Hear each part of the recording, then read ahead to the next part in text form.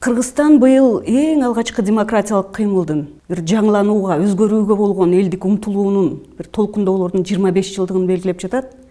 Сиз дагы бийликке ошондой демократиялык кыймылдын аркасында келгенсиз.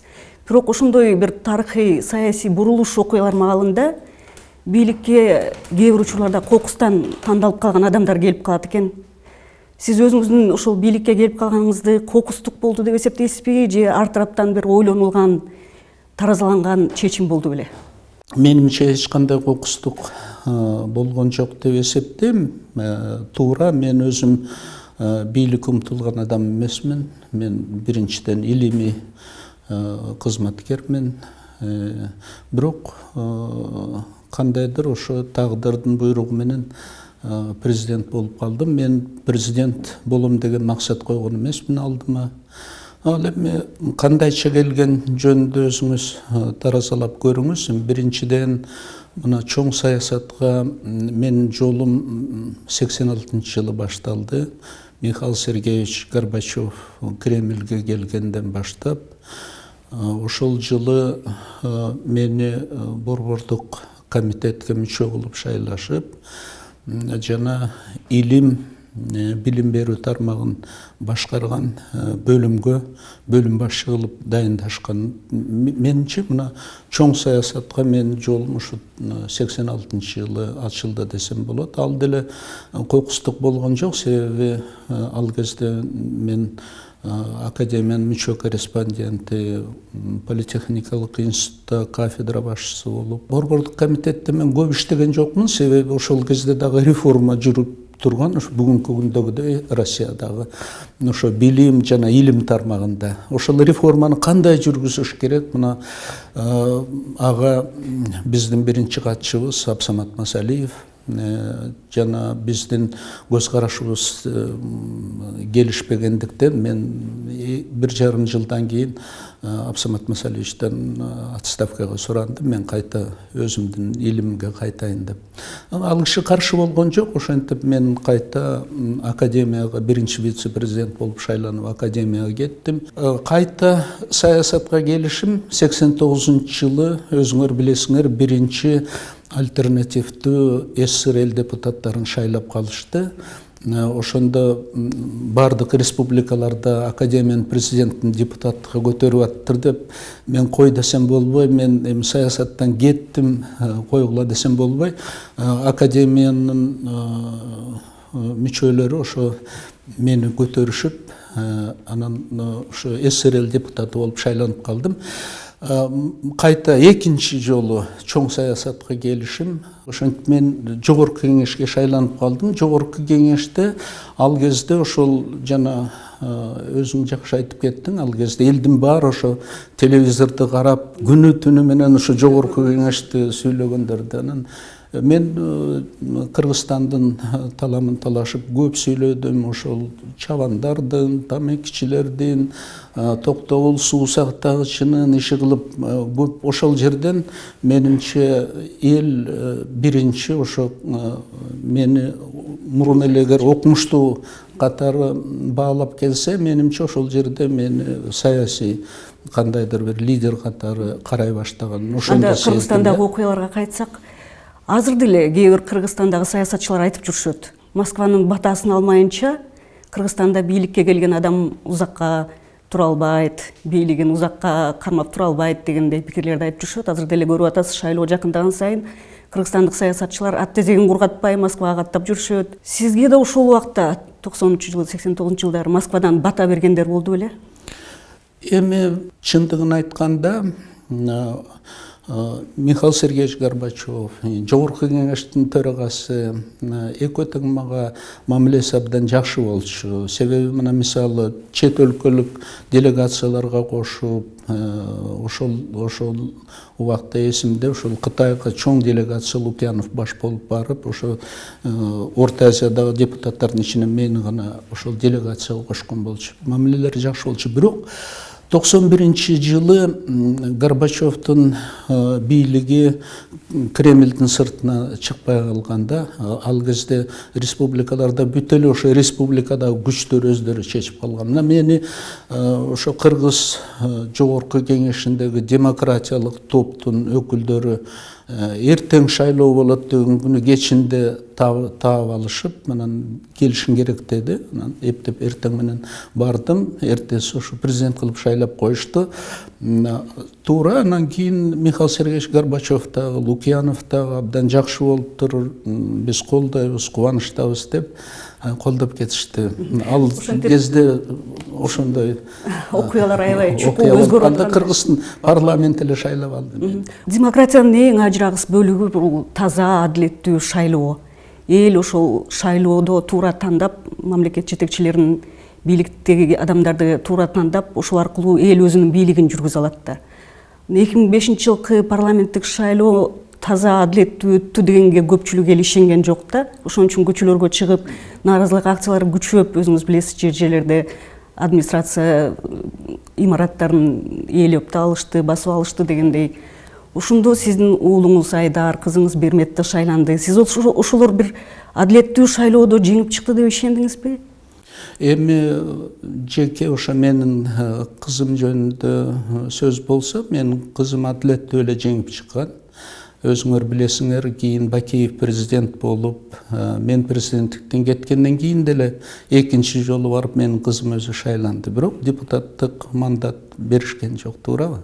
Кызым мен жокто деле шайланды. Ага чейин болсо, кызым республикада ошо чет өлкөлүк жардамдарды алып келип, Агахандын фондун аркылуу ошо Агахандын фондун алып келип Кыргызстанга ошондой көп жардам берип, айылдардын өнүгүүсүнө ошентип өзү кызмат кылып, анан депутат болуп элге кызмат кылайын деген бийлик умтулбай эле элимне кызмат кылып берейин деген максат менен келген болчу. Анан жалпы шайлоону алсак, эми ар бир шайлоодо туура кемчилик болбой койбойт. 2005 жылдагы шайлоодо деле кемчилик кетиши мүмкүн. Себеби эң атактуу демократия өлкөлөрдө шайлоолордо деле ошондой өйдөлдүй болушу мүмкүн. Бирок негизинен ал кезде сырткы күчтөр өтө чоң, кескин өзүнүн ролун ойноп кетти деп эсептейм. Сиз ошо бир нече жолу кайталап айттыңыз интервьюларыңызда, 2005 жылы сизди бийликтен кулатууга Америка Кошмо Штаттары кызыктар болгон деп. Ал аргументтерди билебиз, бирок ошондой логика менен алганда анда 2010 жылкы Бакиевди кулатууга дагы АКШ өз салымын кошту же башка күчтөр кошту, кандай болду? Эми биринчиден 2005 жылдагы мамлекеттик төңкөрүштү алсак, анда америкалыктар өздөрү эле жашырбай айтып атышпады, ачык эле даярдашты. Революцияны ачык эле посол, Америка Кошмо Штаттарынын өкүлү Стивен Янг ачык эле жазып, Госдепартаментке жазган катын деле жарыялап, оппозиция билсин, биз колдойбуз деген максат менен ачык эле жарыялашпады. Ачык эле айтып, анан кийин Госдепартаменттин өкүлдөрү деле айтпады, мына Кыргызстанда дагы революцияны ийгиликтүү өткөздүк, бийликти алмаштырдык, эми биздин адам келди Кыргызстандын башына деп, алар өздөрү эле ачык айтты. 2010 жылы кандай? 2010 жылы болсо Бакиевди Америка Кошмо Штаттары маселе эл өзү кубалады, туура. Бакиевдин саясаты элге жаккан жок. Ошондуктан эл өзү эле кубалады. Америка Кошмо Штаттары тескерисинче ошол кезде Бакиевди колдоп эле турган. Ошол Бакиевди кууган окуялардын убагында Бакиевдин уулу Америкада расмий сапар менен жүрбөдү эле. Сиз президент кезиңизде дайыма кайталап айтчусуз да, Кыргызстандын эң башкы байлыгы ресурсу адамдык ресурс деп. Анан ошол 90 жылдары, 2000 жылдардын башында өзүңүз билесиз, 10 миңдеген, 100 миңдеген адамдар миграцияга агылды. Орусияга, Казакстанга, башка жерлерге. Андан тышкары билимдүүсү деле, билимсизи деле базарга чыгып соода кыла баштады. Ошондо Кыргызстан адамдык ресурсун толугу менен болбосо да бир жакшы бөлүгүн жоготуп койгон жокпу?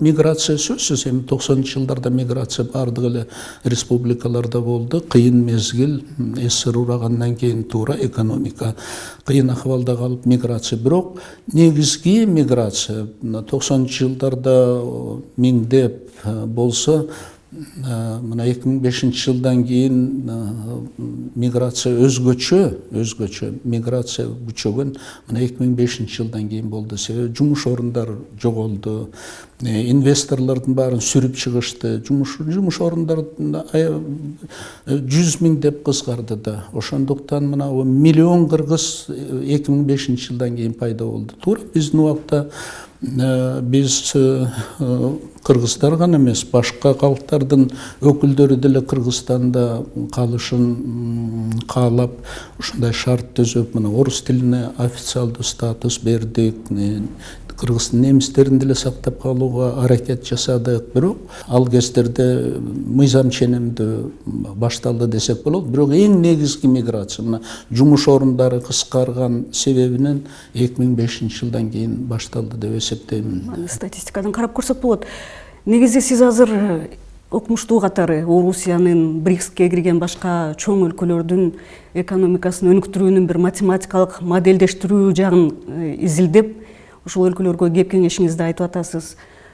Өзүңүз президент кезде Кыргызстандын экономикалык пайдубалын түзүп коюуга эмне болгон жок, ошол аракеттер көрүлгөн жок? Эмчи биз биринчи күндөн баштап аракет жасадык. Менимче биз экономикалык реформаларды туура жол менен алып келдик. Мына биз биринчи болуп, мен жана бекеринен айткан жокмун, СССР жогорку кеңешинде иштеп жүргөндө мен ошол комитетте иштеп, реформа программасы менде бар болчу. Ошондуктан мына биз биринчи болуп улуттук валюта киргиздик. Андан бир топ утуш кабыл алдык. Ошондо кошуналар эч кандай улуттук валютаны качан киргизиш маселесин да койгон эмес. 93-жылы биз биринчи болуп, биз региондо жалпы ошол жаңы көз карандысыз мамлекеттердин ичинен биринчи болуп жер реформасын, мына ошол жер реформасынын аркасы менен Кыргызстандын дыйкандары өсүп өнүгүп келе жатат. Бүгүн дагы аны биринчи өткөзүп алдык. Бардык тараптарда мына эл аралык финанс уюмдары, Международный валютный фонд, Всемирный банк, Азиатский банк развития бардыгы бирдей Кыргызстан экономикалык рынок реформаларында лидер деп тааныган. Биз туура жол менен алып келдик. Ошол эле маалда көп экономикалык долбоорлор ишке ашпай калды, көп программаларда тумушка ашпай калды дегендей. Мисалы, ошол эле Кайыңдыдагы кант заводу, Канттагы цемент шифер ишканасы, Пакистан келип куруп берет деген фармацевтикалык завод, фабрика, деги Жалал Абадта балдардын тамагы аш чыгат деген заводдор, долбоорлор ишке ашпай калды. Ошондой иштерде сизди жаныңыздагы адамдар алдап кетиштиби, же кандай болду? Эми алдап кетишти деп айткандан мен алысмын. Менимче ал кезде ошол кадрлардын жаңы акыбалга ошондой кандайдыр даярдыгы жоктугун көргөздү да. Эми бардыгы советтик план экономикасынын нугунда иштеп келгенде. Ошондуктан мына ошо чүйдөгү проекттерди алсак, ошо чүйдө ким башчы болду? Өкмөт башчысы болуп иштеген Апаз Жумагулов, мына атактуу чарбачыл адам. Мына ошо киши эки заводду ошо киши киргизиш керек эле. Канттагы цементный шиферный менен тиги Кызылча комбинатын баарын ошол Апаз Жумагулов. Мына Апаз Жумагуловдун да колунан келген жок. Совет доорунда атактуу премьер-министр, 90-жылдарда да премьер-министр, чүйдүн губернатору болуп иштеди.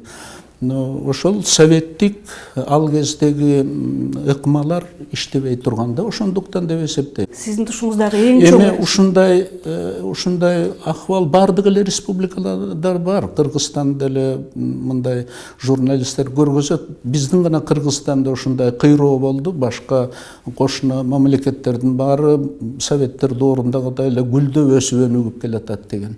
Ошол эле Казакстанда деле ошо канча ишканалар кыйрап Туура 2001 жылга чейин бизде элдин турмуш тиричилиги кошуналардан эч кандай кем эмес болчу. Алдыда болбосок кем калган жокпуз. 2001 жылдан кийин туура Казакстанда нефтедоллар пайда болду, Туркменстанда газодоллар, ошентип алар озуп кетишти. Сиздин тушуңуздагы эң чоң экономикалык долбоорго келсек, кылым долбоору деп да атап жүрүшөт кыргыздар азыр, кумтөр маселеси. Азыр деле Кыргызстандын экономикасын гана эмес, саясатын да калчап атат. Керек болсо өлкөдөгү туруктуулукка да чоң кээде залалын тийгизип атат. Кумтөр маселеси башынан эле чыр-чатакка курчалып келди да. Өзүңүз билесиз, Бирштейн, Сиябеков, Камеко жана башка. Азыр адистер айтып атышат, эң баштапкы генералдык келишим дагы туура эмес түзүлгөн, экологиялык талаптар камтылган эмес, кирешени бөлүшөбүз деп жазылып калган деп. Эмне үчүн ошондой болгон? Эми сиз ошол туура эмес жыйынтык чыгарган адистер, эксперттер менен маектешкен болушуңуз керек. Чындыгында Кумтор эң чоң проект. Кумтор проектин биз 90-чы жылдарда ошол алтындын пайдасын, алтындын убайын көрүп, Кыргызстан жыргап өсүп өнүгүп кетет деп чакырган эмеспиз. Ал биз үчүн бир чоң проект керек болгон, демонстрационный проект. Мына Кыргызстанда климат жакшы, инвестициялык, ошон үчүн инвесторлор келип иштесеңер болот деп. Кумтордон кийин келишпедиби, жана стекольный завод, сигаретная фабрика, ошого окшогон көптөгөн ишканалардын баары ошол Южный Кореядан радиозавод куруп келишти. Ошолордун баары ошо Кумторду көрүп келишти. Себеби 90-чы жылдарда Кумтор эч кандай пайда бермек эмес. Кумтордун эч кандай зыяны болгон жок Кыргызстанга. Мунун тегерегиндеги ошо саясий оюн саясий авантюристтер ошо көп зыян алып келди деп эсептеймин. Бирштейндин дагы, Сиябеканын дагы, Камеканын дагы Кыргызстанга эч кандай зыяны болгон жок. Алардын баары Кыргызстанга инвестиция алып келип, Кыргызстан сөзсүз эч ким Кыргызстанга бекер эле келип жардам берип кыргыздарды коммунизмге алып баралы деген инвестор жок дүйнөдө. Алардын баары киреше алыш үчүн келет. Алтындын баасы 2003-2004 жылдарда гана алтындын убайын, ошол убайын көргөн как раз президент Бакиев, андан кийин Отунбаева, мына бүгүнкү күнү Атамбаевдар. Себеби Кумтор бүгүн республиканын дүң продукциясынын 40%-ин берет. Валютаны толук Кумтор берет. Ошол валютаны пайдаланып атат. Ошонун аркасы менен башка валютный источник жок Кыргызстанда. Мына кошуна өлкөлөр нефтиден алып атат. Негизинен Кыргыз алтын деген мекеме болгон. Мына ошолор жерде адистер иштеген, горняктар, финансисттер, бухгалтерлер баарын эсептеген, даярдаган экологдор. Андан кийин ал проект өкмөткө барып, өкмөттө ар бир министрлик карап чыгып, финансы министрлиги, экология министрлиги, анан ошондон өкмөт бекитип, бир нече жолу жогорку кеңеште каралган. Ошол кезде дагы саясий авантюристтер болгон, ошонун тегерегинде ушундай бийлик алмаштырабыз, ушундай деген кызмат менен. Негизи 90-чы жылдарда эң сонун проект болгон болчу. Экологиялык жагынан да мен өзүм барып ошол жерди текшерип келгем. Азыр элдин баарын кызыктырганы 2003 жылкы инвестициялык келишим. Эмнеден улам Кыргызстандын үлүшү 67%дан 33%га түшүп кеткен? Мен мындай айтам. Ал 90-чы жылдарда алтындын баасы, жана айтып кеттим, $400 өйдө чыкпай турган, $400 унциясы алтындын баасы. Кээде 250-ге чейин түшүп кеткен. Ал эми себестоимость ошол бийик тоолордо себестоимость өзү 200ден ашык. Ошондуктан бизге эч бир канча мамлекеттерден издедик, бир да компания келбей койгон, себеби эч кандай киреше албасак. Алтындын баасы азыр эл аралык биржаларда $300 тегерегинде, себестоимость $250 бийик болсо кандай кылабыз деп. Ошондуктан ал кезде келишим ошол алтын кенин куруп, алтынды ала башташ максаты менен коюлган болчу. Ал эми 2003 жылда биринчи ошол алтындын баасы көтөрүлө баштаганда алтынды ошол сатып, анан ошол каражат менен экономиканы өстүрүү максатында биз биржага чыгууга чечим кабыл алдык. Себеби алтынды өзүңөр билесиңер, биржадан сатыш керек, эл аралык. Ал эми биржага чыкканда Камеканын 4-5 өзүнүн ошо биздин кумтордой болгон алтын гендери менен кирген. Монголияда бирөө ошол Америкада, штат Невадада, үчүнчүсү эсимде жок, дагы ошол Американ континентинде. Ошондуктан сөзсүз ал биринчи жолу биз Камека менен өзүбүздүн гана кумтор месторождение менен келишим кабыл алганбыз. Биржага чыгыш үчүн бир ген менен биржага чыгып жакшы соода саттык болбойт. Ошондуктан Камека өзүнүн дагы бир 3-4 ген эме, ошондуктан сөзсүз биздин пайыз төмөндөгөн. Бирок менимче вот ошо биринчи эле чыкканда мына биз жана биринчи болуп фонд уюштурдук социального развития 120 миллион доллар менен. 2003 жылкы инвестициялык келишим элдин кызыкчылыгындагы келишим болгон деп эсептейсиз? Элдин кызыкчылыгындагы, себеби анан кантип сатат элек алтынды? Алтынды кантип сатат элек? Сөзсүз биржага чыгыш керек. Алтын, нефть, эгин тегин мунун баары эл аралык биржа аркылуу гана сатылып киреше берет. Азыр эми Кумтөрдө Давыдов мөңгүсүн талкалап, астын казып алтын издеп атышат. Буга өкмөт да макулдугун берип атат. Сиз кандай деп ойлойсуз? Муну туура эмес деп ойлойм. Мен жана айтпадымбы, биз ошол экологиялык изилдөө жүргүзүп, ошо бир Кумтордун бир центральный гана районун бергенбиз, ошо экологически наиболее уязвимыйдан сыртына калтырып, ошол биринчи эмеде болчу. 2007-8 жылдарда эсимде жок, мына Атамбаев премьер-министр болуп турганда, андан кийин Чудинов эки жолу ошол экологиялык уязвимый участоктордун баарын кошуп берди. Ошо үлүшүбүздү көбөйтөбүз деп.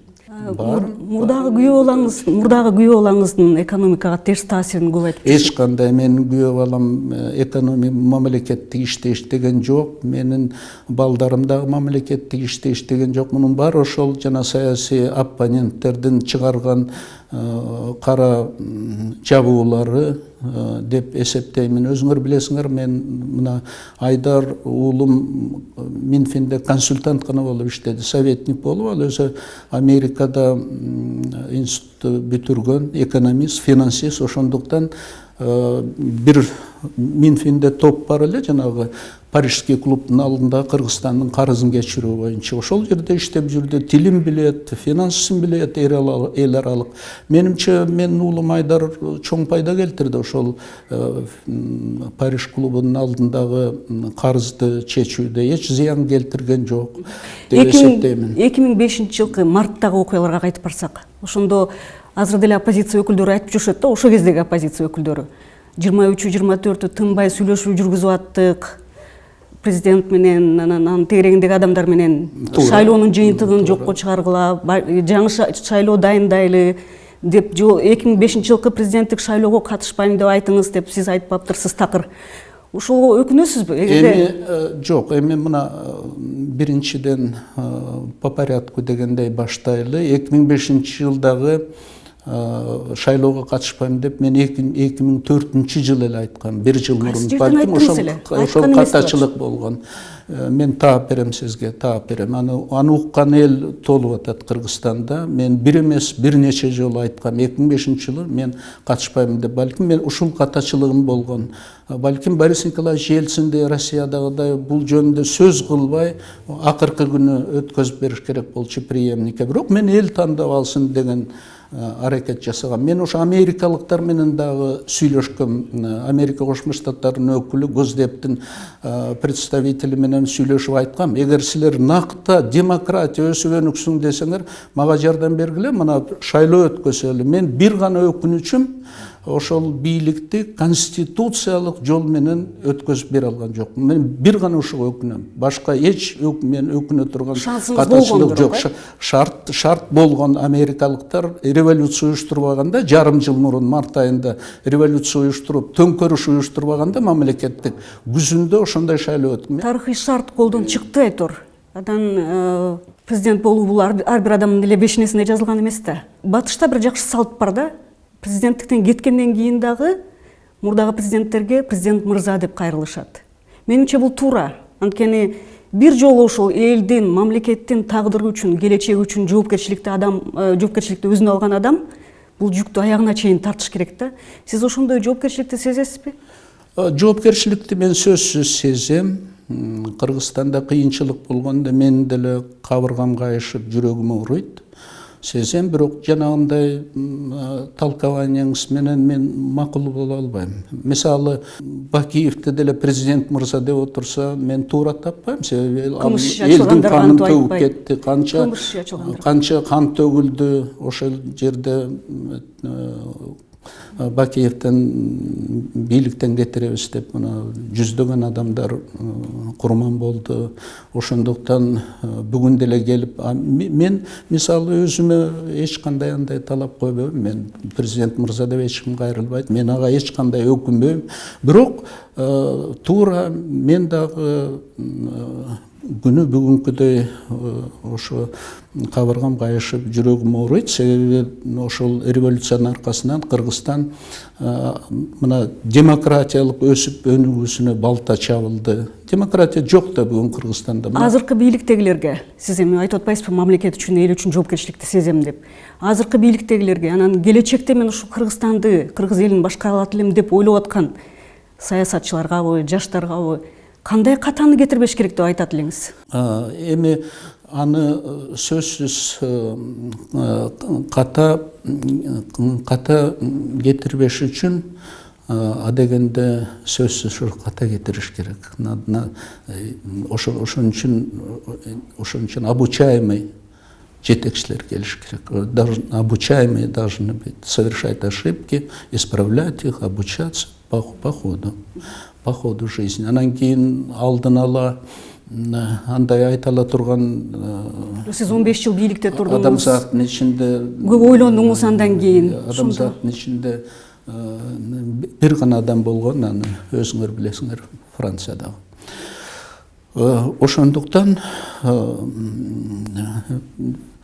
элдин, өлкөнүн тагдыры үчүн кызмат кыла турган жаштар келиш керек бийликке. Мына ошолор сөзсүз анан менимче элибизди оңдоп кетет. Макул, рахмат чоң анда.